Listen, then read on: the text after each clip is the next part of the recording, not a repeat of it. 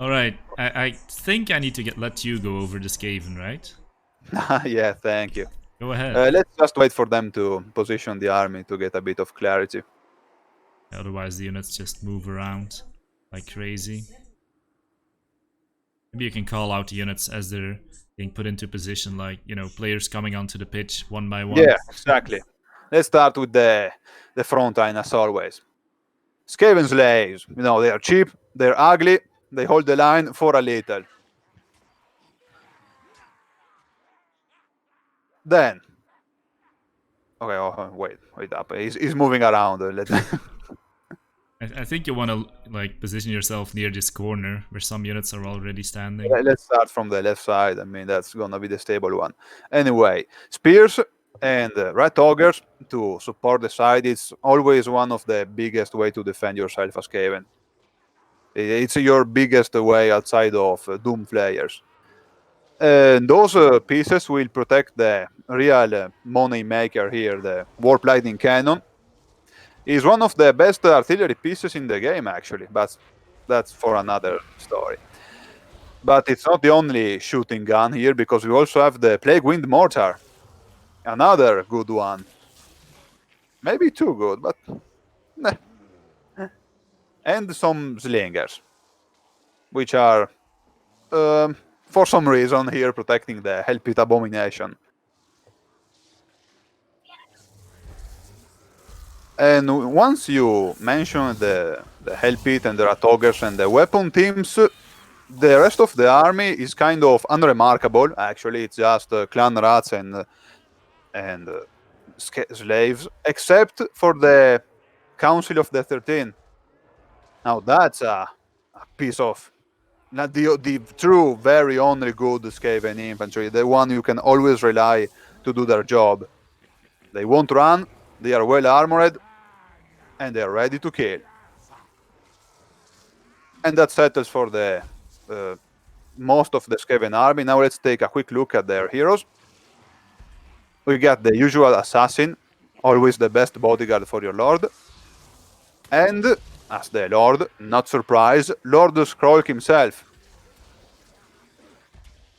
Yeah, so despite the sub-faction, this looks like just your standard Skaven, or pretty standard Skaven competitive army. Let's look at the greenskins. Satsuma, the Forest Goblin Spider Riders, some Goblin Wolf Rider Archers. Only one, it seems. He had more of them selected while he was still in the lobby. Front line of Goblins with Orc Boys, 5 of them, 2 of the Goblins. 8-peak Loonings, of course. Loonies, of course. Grom the Paunch, very difficult to kill under the right circumstances. And 3 regular trolls. And there's the giant River Troll Hag. A big boss who's already getting shot, although it looks like the shots were meant for the Troll Hag. Yes, aspect of the Dread Knight and Spirit Leech. And on the flank, there's more Spider Riders. 1 Squig Herd, just the regular ones, not the Hoppers. And the Durkit Squigs.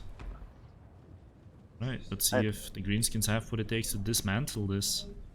Have we mentioned the fat lord himself? Yeah, Grom the Paunch, I did mention him. How could I not? But of course, Niblet feeding him, what is that even? Some kind of meat. We probably don't want to know what it is. Yeah, better that way. The Greenskin are closing the gap. The mortar is weakening 1 unit with each volley. That's the best way to use the mortars. Yep, for sure. Massive damage already. The Warp Lightning Cannon is going for the Troll Hag. Good choice. Oh, we can see the Wolf Rider are trying to take out the Rat Ogres, weakening them. Grom the Paunch is the first one to crash the line, but the Hell Pit Abomination is on him. This looks like a bad spot for him. Yeah, I mean, that's a pretty bad spot. He's got regeneration, so the trolls will just cover him for now. Yeah, but look, he's already lost 50% hit points almost. Nothing so meat can't heal. And even more. That looked like a little bit too much though. I get it, he has regeneration, but I don't think you want to take that much damage on him. By the way, in the meantime, the Hag has been put on the run by the warp cannon, and it seems that the Skaven are holding pretty well on the other side. Yeah, because look at the greenskins. Their units are a little bit bunched up, which is of course a great target.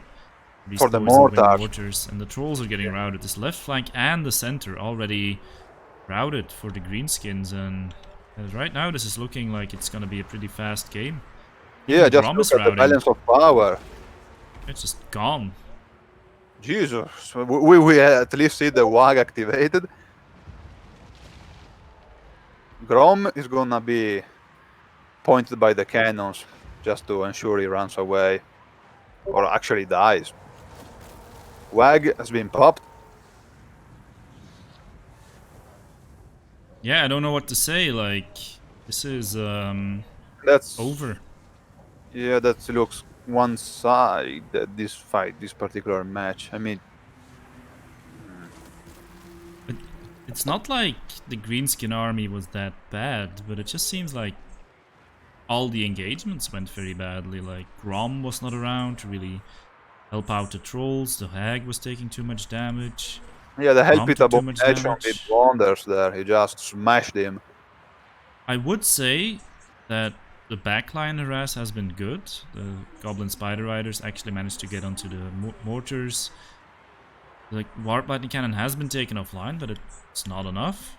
Yeah, it spends half of its munition. That was a lot of damage. Just the damage that the cannon has done was also enough to pay off for it. Taking some damage from the assassin and the troll hag. And Satsuma is doing what he can. Technically, he hasn't lost any of his leadership units yet. He will still be able to regen, but let's see how many trolls he has left. There's 8 trolls in this unit, 12 trolls in this unit. Is the other troll unit just completely gone? I suppose it must be. Yeah, I don't see it anywhere. I mean, now all of a sudden, quite a few Skaven are routing. So, Well, at least who the knows? Warp Lightning Cannon is offline for the rest of the game. The problem is the mortars are still alive. Yeah, that is true. There's not that much infantry for them left to shoot, but I think Grom needs every greenskin and hold a spear at this point.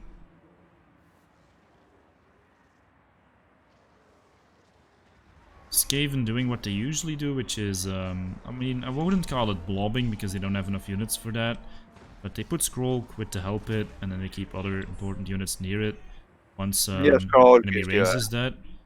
the most reliable way to nuke a particular target, thanks to the Liber Bubonicus. And then they just sort of gather around them.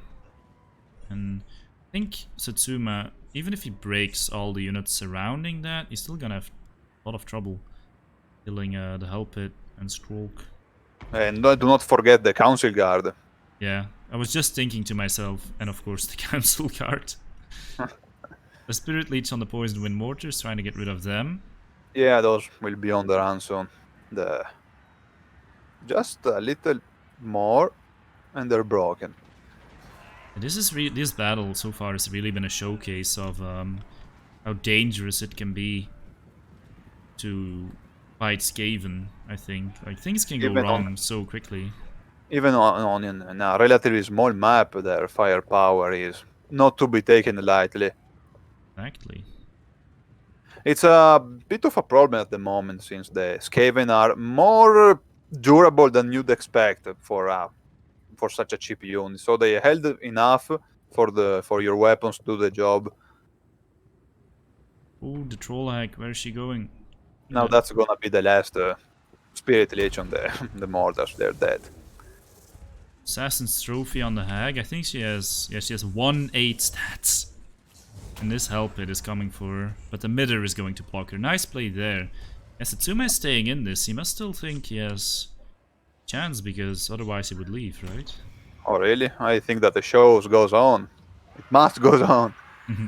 The Screenskin can use their superior mobility for a while, but I think that's gonna end here.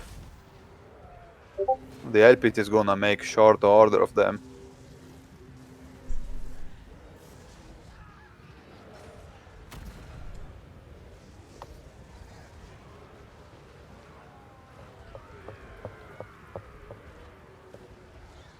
Yeah, I think ChosenOne is making the right play here. He's just grouping the units that he has Yeah, the together. Green can hope to win a blob fight, not in those conditions, not against the Help Pit Abomination. And scroll Exactly. with the aura, withering aura, Exactly. aura of corruption. Okay. The hack might be about to go here as well. And her aura is pretty necessary in a fight like this too. Oh, and there's still summons even. Oh my god. Another Looks one. painful. Yeah, ChosenOne. Okay, There's the army losses and the sub-faction wins. avenging the cult of Sotek and the blessed dread. Something tells me that Clan Pestilence doesn't really care about them, but yeah, thematically you could say they did. Yeah, RTK still not with a win in these playoffs. Initial engagement just so bad for the Greenskins. Yeah, that was a big turning point, an immediate one. I mean, in theory, the Orc frontline was sturdy enough to deal with the Skaven Slaves, but I think all the Rat Ogres on the right flank and the Hellpit Abomination on the flank just broke them. Maybe the Troll were not in the best spot. I can't really judge what happened there.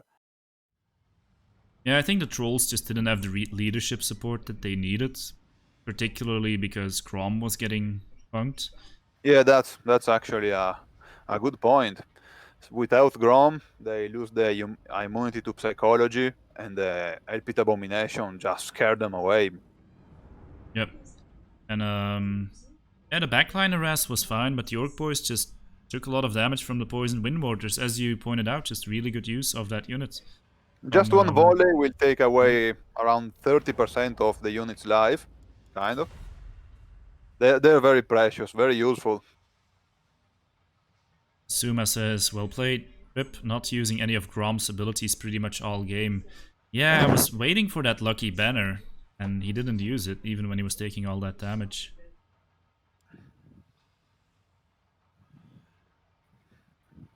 Satsuma not looking too motivated right now. Hopefully for the sake of the series and for the sake of RTK, to mentally bounce back and fight back on MP Crossroads. Yeah, we really hope for a more competitive fight.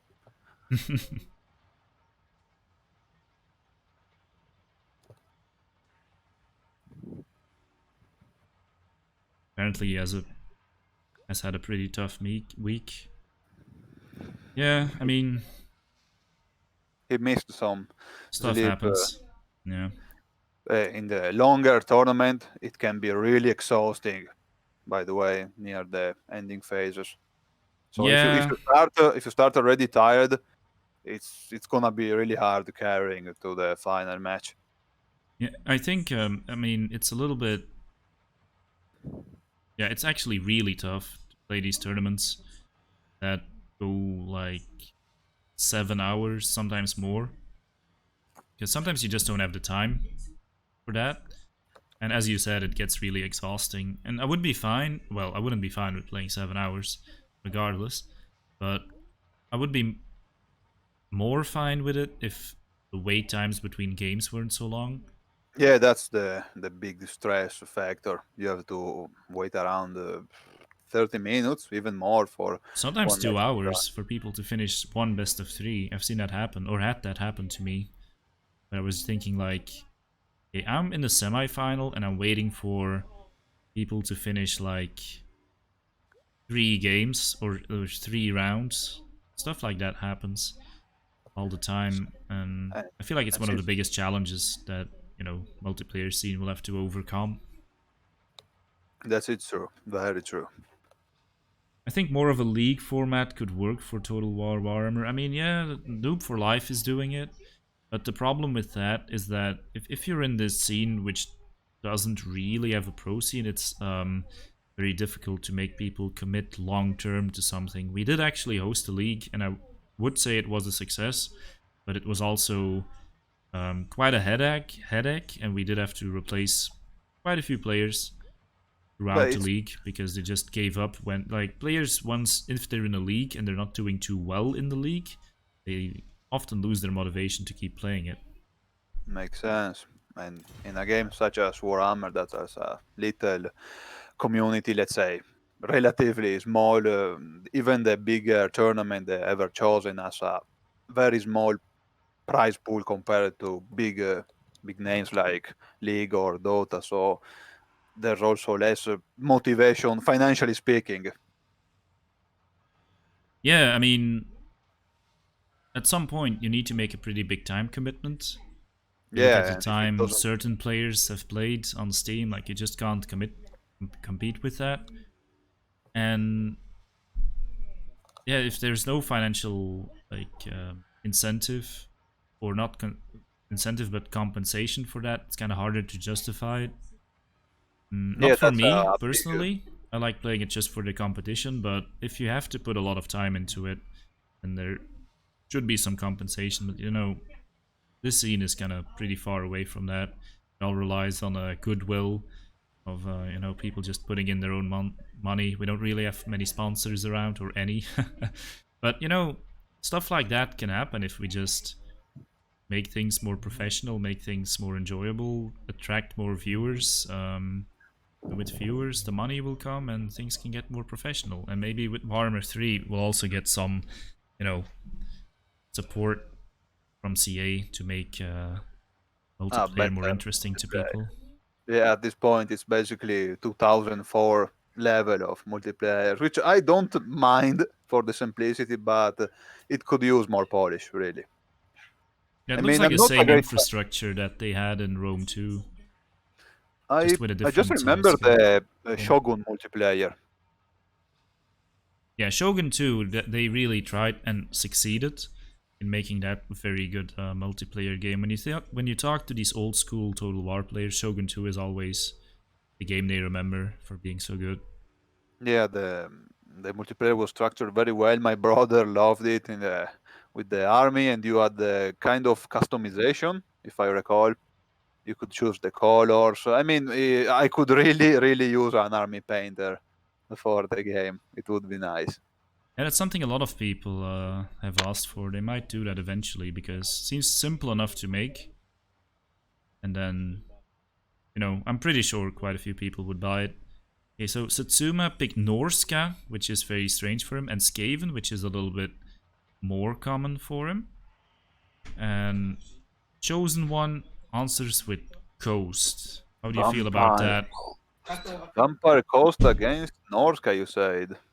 Looks like he's going Skaven, or at Oh, least Skaven. considering it. Oh, I mean, I had this matchup before. It's a kind of the advantages to me it's for the cost, but it's also a mind game because the Skaven can play some advanced Ashin strategy that can really turn the game around. But if you pick a faction like Skaven, which is, let's be honest, not exactly the bravest one around, and you pit Mhm. them against undead, that's already a problem here. It's very easy to route them, and when you have spooky units, it's even easier. Just the fact that they're undead gives them an advantages. But if you make them shooting undead, you take away the main advantage of the Skaven faction, which is bigger, superior firepower. Yeah, it is actually a pretty lopsided matchup. I mean, we saw, I think it was Hadri's beating Intensity once in that matchup, and since then people have been trying it some more, but I haven't really seen any wins besides that one, except for one, but that wasn't a more low-profile game, I would say. It's Mm, a big problem at the moment, I think, mainly because of the bombers. Those will really decimate the infantry, and since the Skaven faction is basically all infantry, that's a that's a real winner here. mhm.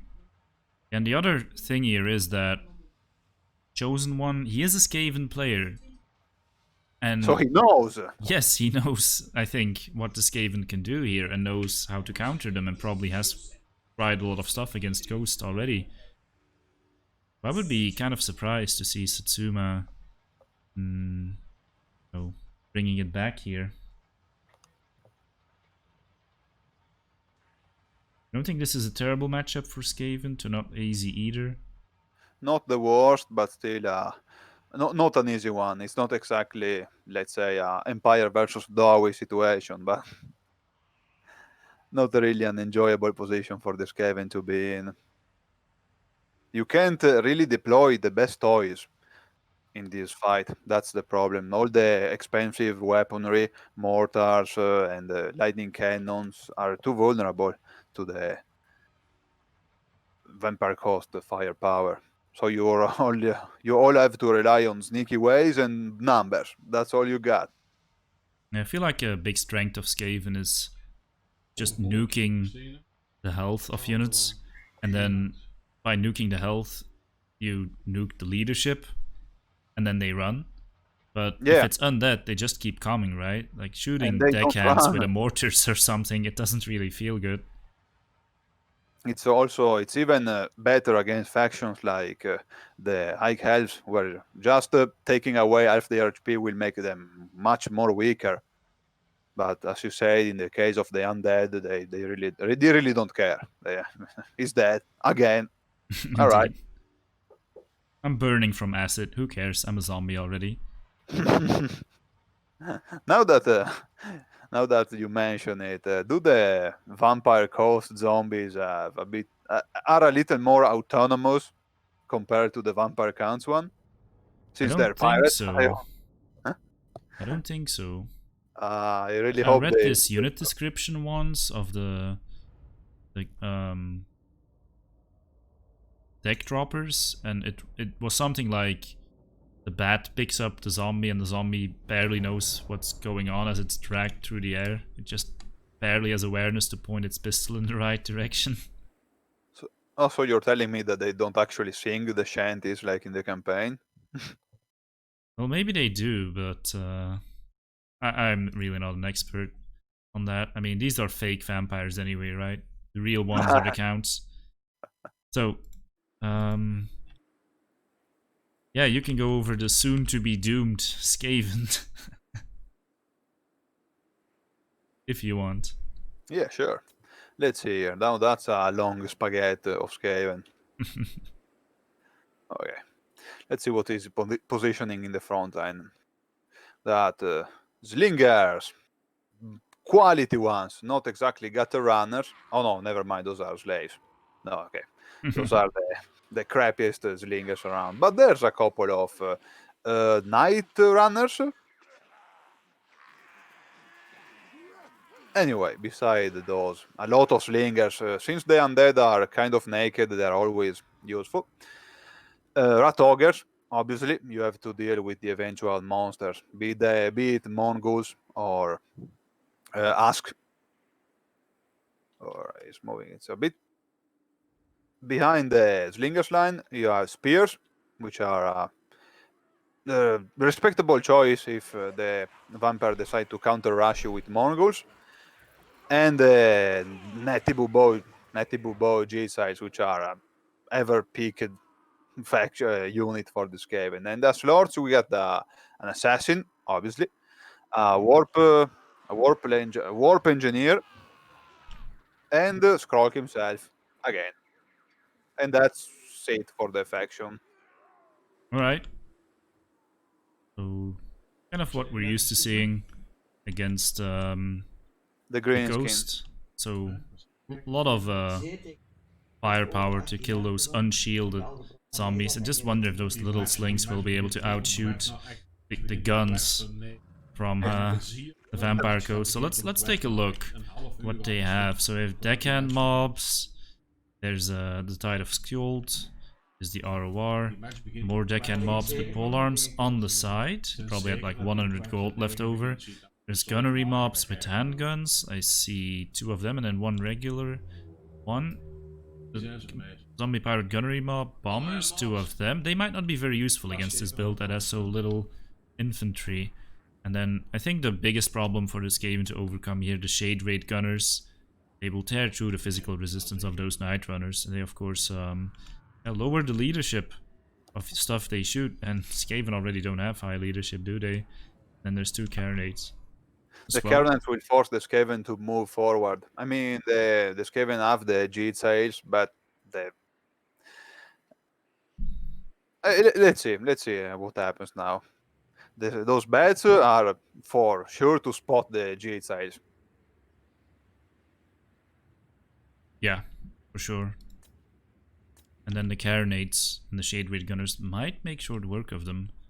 Yeah, they might have a silver shield, but the the cannons, you can't really stop that.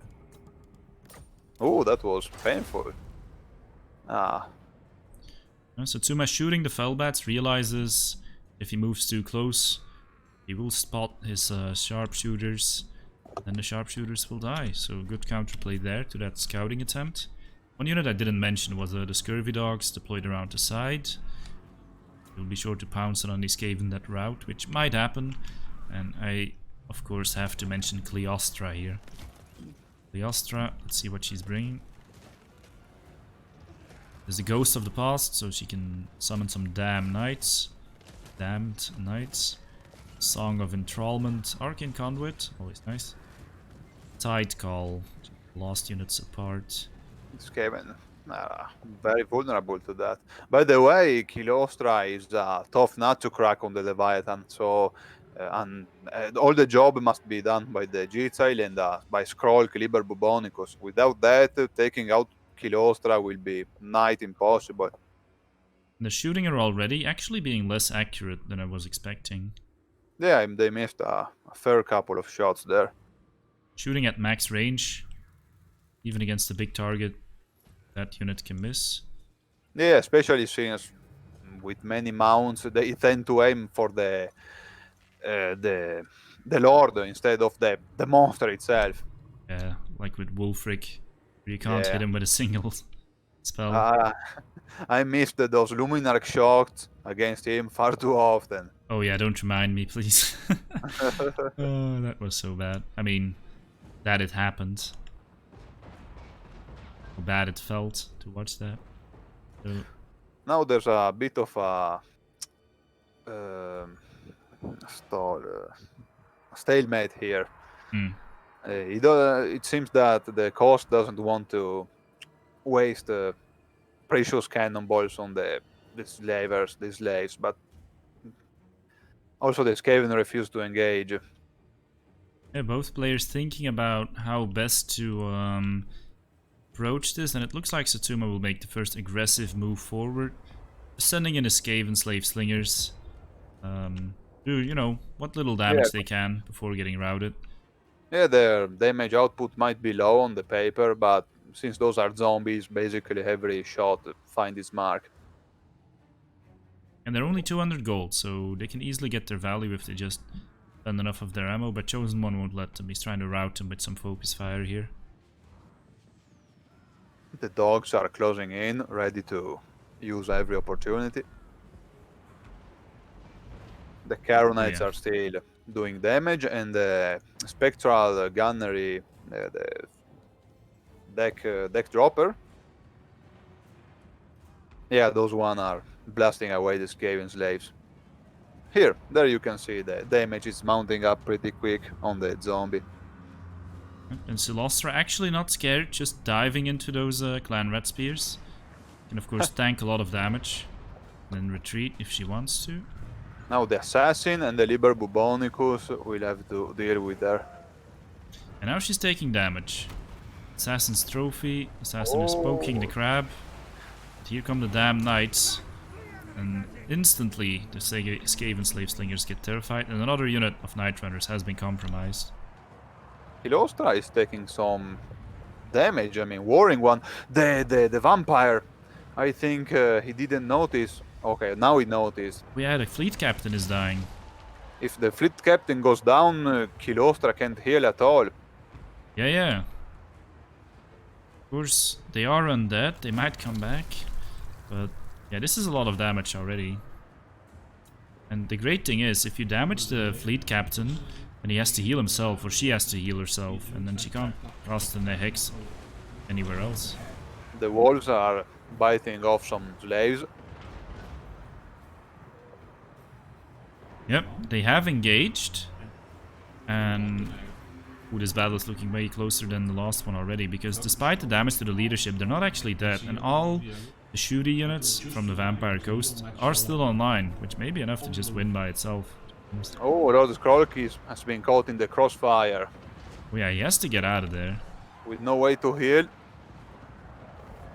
Has to get back to the protection of his Council Guard, which have been dealing with these Damn Knights, but look at these Damn Knights. They are up to 67 kills, and they are now gone, but look how much damage they did to the Council Guard as well.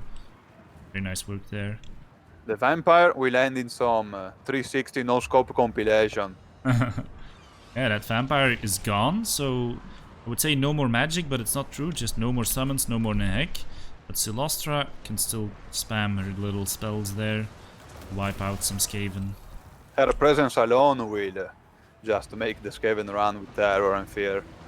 Yeah, because the Jezzails, they are out. And let's look at... He still has more than 2k health, so even though it may look like she is low, it's still going to take quite a bit. And without the Jezzails, now it's all about Skrolk and the Assassin. And some Rat Ogres if they survive. Yeah, how's the Rat Ogre situation looking? There's 10 in the back here, 7 in the center, quite low. That backline of Carronades is just pummeling those guys. Slowly, but inevitably, those one will be taken out by the artillery. And do not forget the deck droppers. Yep. The Skaven, they have set up quite a nice concave of Skaven slaves and Night Runner slings. I'm just worried about what will happen once they run out of ammo, which, you know, isn't close to happening, but it might. Well, for the moment, the Skaven heroes are in very good shape. So once the ammos run out for the coast, it's gonna be hard to take them.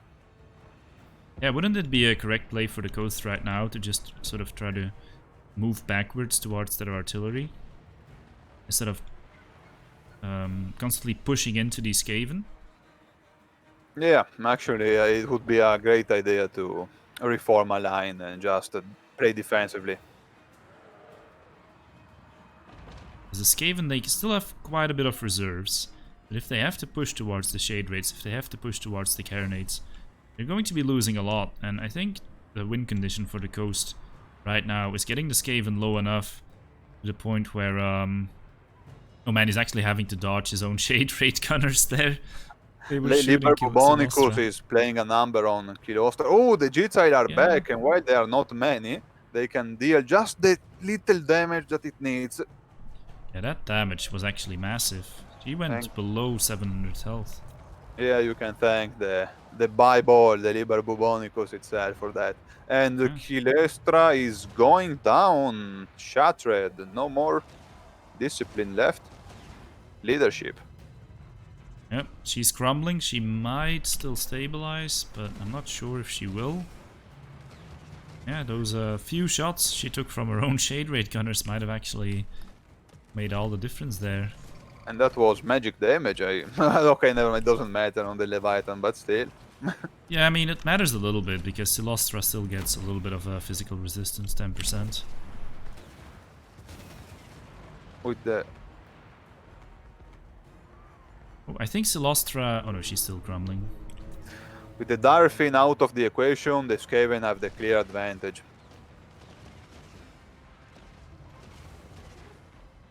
And Silostra is just going to crumble out. Yeah, anytime soon. One thing you need to realize about crumbling is that the damage sustained leadership debuff is also influenced by the crumbling damage you take. As you take crumbling damage, your leadership actually keeps dropping because of that. So you can definitely get to a point of no return, as we saw there from Silostra. And since you can't even heal when your leadership is down to 0, it's usually a death sentence. Yep, and she did crumble out there. It looks like Satsuma is taking this, despite this coast backline being online for most of the battle. Firing away.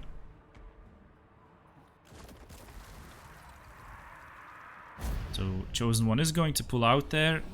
And once again, there's the Skaven victory. The Red Boys gains 1 victory again.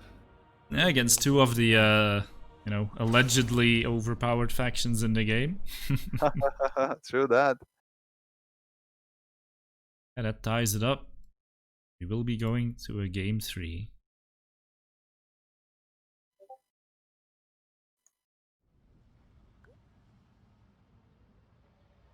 What do you think that battle hinged on? What was the deciding moment? The carronades were a bit ineffective. Maybe they were brought to deal with the eventual, weapons team, but overall they really didn't do enough to pay for themselves. They just shoot at the Skaven front line for most of the game. It's hard to get paid by killing units that are worth around 200, 300 gold. Yeah.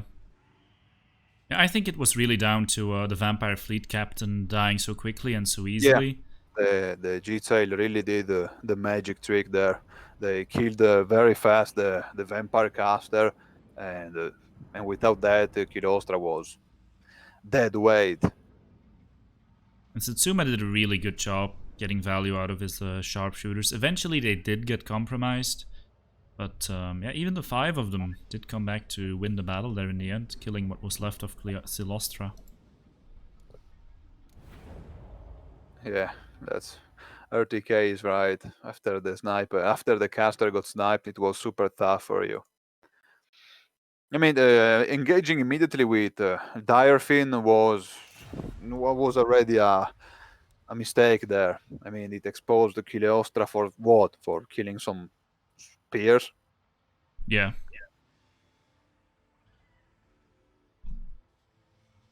The Chosen One is surprised by his own build.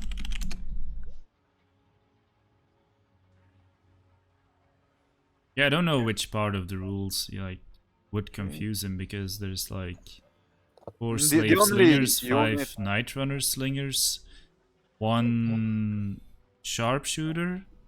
So it's only 10 ranged units. It's not like it breaks any ranged unit limits that other rule sets have. So No. In fact, the only thing you might suspect is the number of slingers, but since those are 2 different types of units, it's fine. Yeah, that's exactly what I meant. Variants of things.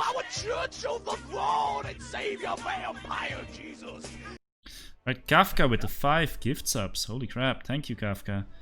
So congratulations, Satsuma. I will make you a part of our church of the throne and save your vampire, Jesus. And Anticity, Role-Playing Battlegrounds, Zakiverse, and Wicked Science. And now, young sinner, I will make you a part of our church of the throne and save your vampire, Jesus. Oh man, I never get tired of that alert. Chat might though.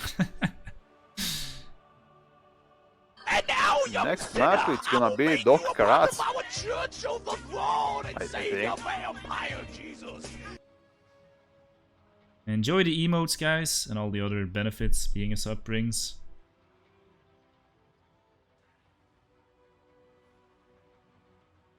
It's legal in banners, says Satsuma. Yeah, I think so as well. Anyway, Yeah. let's see how this continues. What matchup we're gonna see.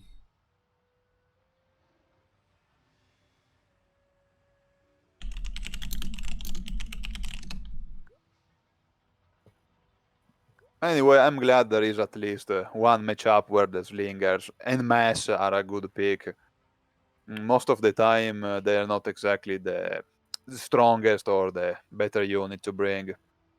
They've been kind of phased out by all the Scryer toys of the previous DLCs. Which makes sense, actually. Can you remember the times where you had to take down a dragon with freaking slingers? Yeah, I remember that, just throwing pebbles at it until it Come died. on. Come Which on. it didn't. Oh, it was dark time to play Skaven. Yeah. So yeah, someone's asking, Malverdi is asking, what was the ChosenOne brought that may not be legal? He was actually talking about Satsuma's build. He had some idea that the slingers might be counted as variants of one another. I should check the rules out. Well, Satsuma said it would even be legal in banner rules, and I don't have them listed as variants because when I think about it, I mean, they're quite different units, even though they're both using slings, right? Yeah, it's the same as the Elf Archers and the Lothern Sea Guards, right? Yeah, that's a good comparison, I would say.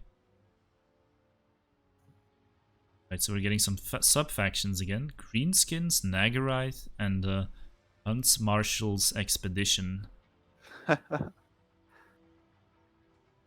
It's like you're making it obvious that you actually want to play Greenskins. Yeah, that's a... Should have picked the Azag faction. But, you know, Satsuma, I would say his third faction is probably the Tomb Kings, and he might take them here because, you know, they're not bad into Greenskins. They're not terrible into Nagarite. I would say they're not good into High Elves, but if it's Nagarite, it's probably not as bad. And the Hunt's Martial Expedition, like, once again, if you don't have to deal with Karl or Volkmar, be pretty good. A Bone Giant can be a surprising pick.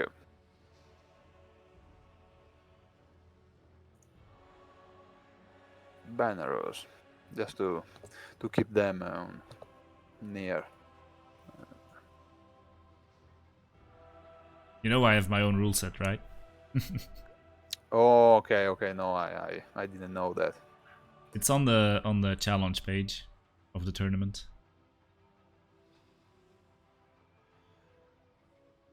But a lot of the limits are very similar. There are differences, but there are very similar things as well.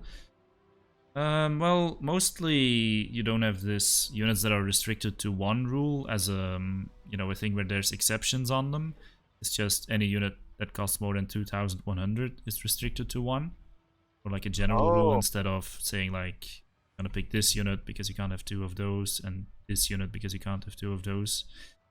Whereas there's probably some logic behind it, but there's not this objective limit, you know. He's actually going Beastman. Specific. Oh, but can you give me a link for the challenge page? I can't manage to find it. I'll send it to you. Nice.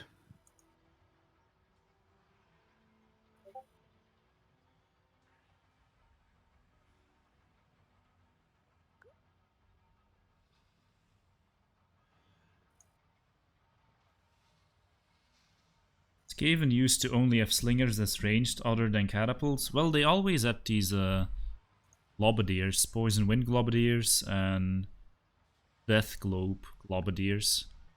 Before their work? Yes, they had them, but they've pretty much been forgotten about because they were eclipsed by other units. At the time, they were still pretty bad. I mean, the Death Globe could be used against a faction that you knew were gonna bring some heavy hitters, like the Chaos. They could delete the Chosen and the Chaos Warrior like nothing, but the Death Globe at the time were really just bad. I mean, they were against the large units, but with such a short range, you're gonna get charged after the first volley. Yeah, there was another unit as well, the Warp Fire Throwers, and now one of my favorite, but it's just not really practical. Yeah, I know it's very hard to get use out of it. You can delete a unit quickly, but it has to be something, you know, that's pretty much of equal cost because it will die pretty soon after it has shot its first units. Yeah, on paper it can really destroy a lot of infantry, but in practice it's just so vulnerable to arrows that it's gonna be deleted immediately. Yeah, actually the ranged unit you saw Skaven bring the most before the DLC, or before any of the DLCs they got, were the Gutter Runners, the short-range guiding Gutter Runners. The one with the Shuriken stars. Yeah. See, that's mostly because the alternatives were pretty awful.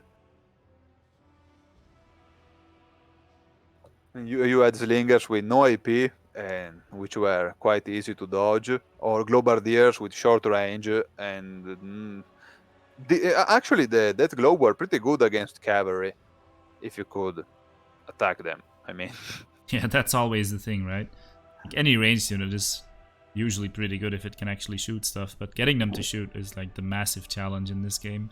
Now I really like the new globardiers. They're cheap, they're reliable, they're very resistant thanks to that heavy armor, which is way higher than you'd expect from the model. So Jixie is asking, does Satsuma play a lot of Beastmen? I don't think he plays a lot of them, but I think he's pretty good with them in certain matchups. I think his main factions well, the ones I've seen the most are Tomb Kings, Skaven, and of course, Greenskins.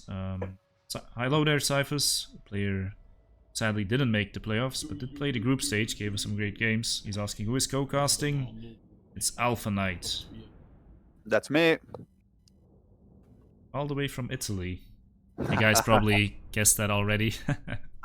Yeah. I'm sorry if the accent is pretty thick. I really end up mostly to write in English instead than speaking it. You're doing great, man. I think chat appreciates it as well. I can handle me bloody own. Alright, Beastmen or Pansy High Elves? I was gonna let you do both. I don't really like both factions. Alright, I'll save you the effort. Okay, so the Minotaurs with shields are here. There's actually 3 units. One of them is the Butchers of Kalkengard. We have 4 Razor Gore Herd, the Madman. Lots of bacon on the field. Even more bacon in the shape of this Ray Shaman of Shadows, who's bringing the Pendulum. Melkot's mystifying Miasma. The infantry line, it's 4 Goreherd with shields, 1 Ungor on each side. The Lord is of course the one and only Morgur, Shadow Gave, with Stave of Ruinous Corruption, Call of Violence for the extra leadership, Spirit Essence of Chaos for another Chaos Spawn, and he has Regen. He's a woodsman, but you could say he's a... Actually, I'm not going to make that terrible pun. I've seen this army before, it feels like, or something very similar to it. Yeah, it's very rushing. The idea is to destroy the front line with a quick charge of the Minotaur and the Spingos. Maybe on the side if the front line is too spaced out, too heavy. Archmage of Fire, Fireball, Burning Head, Flamespire, Phoenix will of course be benefiting from that Kindle Flame, so that would be very nice. And then, yeah, other than that, just big line of Spearmen. I see 3 of them with Silver and Guard actually positioned in the back. 3 Spears, 3 Silverins, 2 Rangers, 4 Lothern Seaguard, Silver Helm with shields, a Mage of Beasts with the Lore of Manticores, and a Stave for even more magic. There haven't been many games. I don't think there's been any games where Lore of Manticores was available where someone didn't pick it. Maybe an indication of something. Yeah, it's really it's a free Manticore. Exactly. You just summon a free Manticore, and you don't even have to, like the Skaven slaves, expect to run away because they are easy to scare. The Manticore will just shoot and forget. I've seen this build from a ChosenOne or a very similar one. He played against Happy Puppy. He just barely lost, but well, there was a rule break, so he didn't actually lose the game. But I like how he adapted the build. Like, he's added some mass units, but most of the build has actually remained the same. Oh, immediate fireball. Let's see if he can dodge it. He's trying. He's trying. Oh, but that's gonna hurt. Yeah, he turned a little bit too late. Oh, If he turned too the late... Phoenix is doing the bombing run. Good morning, Vietnam. Oh yeah.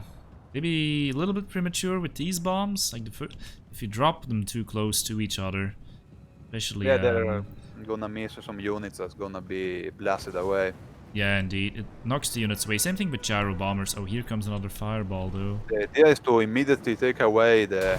Oh, and that's actually gonna work. The Bray Shaman... Bray Shaman is dead. Yeah, cooked.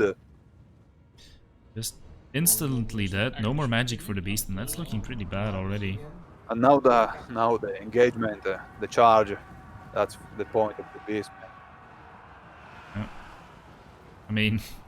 Maybe not if their Goreherds are already this low, but we'll see how they do against these spears.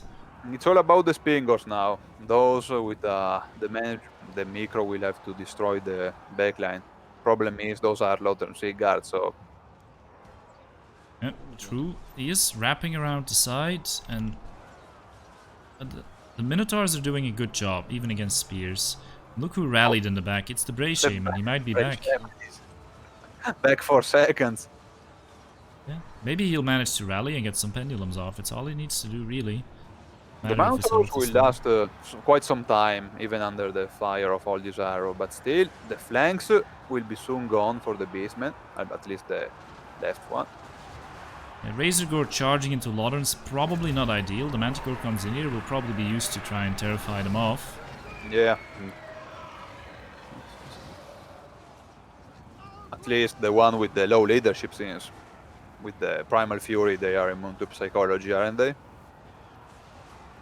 Yeah, but the thing is about Primal Fury is it's really strange. So it gives you immunity to psychology, but you know, only if your leadership is high, but you only really become vulnerable to terror and fear, I guess. I mean, fear affects you anyway. Yeah, that's a pendulum, though. Pendulum? Yeah, good pendulum. He managed to get, at least get something done.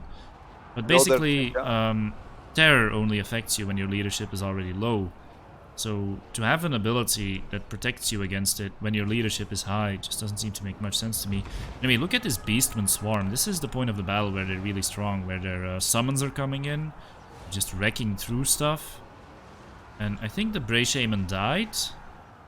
Despite that, it looks like so many of the High Elf units are routing. Yeah, that's often a case for the Beastmen. Crushing the lines is very easy with the Minotaurs. It really turns into a mosh pit against the Beastmen. Yeah. And ChosenOne is pulling units away. Well, some of them are just running by themselves. He kind of wants to get through this phase of the battle, where the Chaos Spawn are on the field, and then once the Chaos Spawn are off the field, that's usually where you can turn it around with single entities and you know, units rallying, but it might be too far gone already. Yeah, for the moment the Beastmen seems to have routed most of the army. If they can chase away those Lothern Sea Guards, I mean, it's gonna be soon the moment the hero drops below 50% health. That's good. Yep, now the Archmage actually somewhat caught as well. These Minotaurs just doing great work. Look at this Minotaur. One would expect to see the Minotaurs and the Spingors being quite beaten by all the spears in the field, but when they are mixed with normal infantry, they really struggle to hit the big boys. And the Butchers of Kalkanyard are up to 86 kills. They have not taken any kills yet. And they just keep regenerating. Yeah, they're basically full health there. Yeah. Looks like Army Losses is about to come in, and Satsuma will take it after, you know, losing the first game very heavily and seeming a bit tilted. Whoa, now that's a comeback.